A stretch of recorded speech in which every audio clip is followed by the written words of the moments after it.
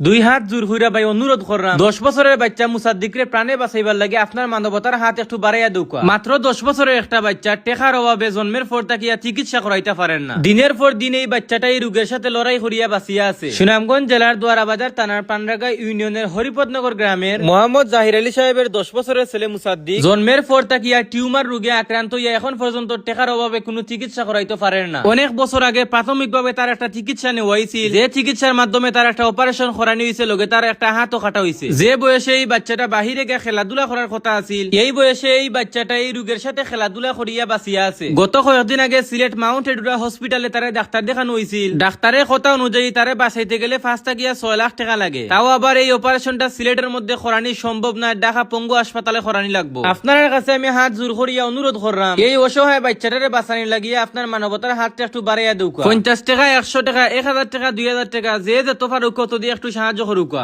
আপনার এই মানবতা এই বাচ্চাটার প্রাণ ফিরিয়া পাইতে পারে। যদি আপনি সাহায্য নাও করতে পারেন, আপনার কাছে অনুরোধ রইল ভিডিওটা শেয়ার করবা। আপনার একটা শেয়ারে কোনো মানবতার সারা আমরা পাইতাম পারি। আমি আবার হাত জোর করি অনুরোধ করলাম, 10 বছরের বাচ্চা মুসাদ্দিকের প্রাণে বাঁচাইবার লাগে আপনার মানবতার হাতটা আমরা অতি দরকারি। স্ক্রিনের মধ্যে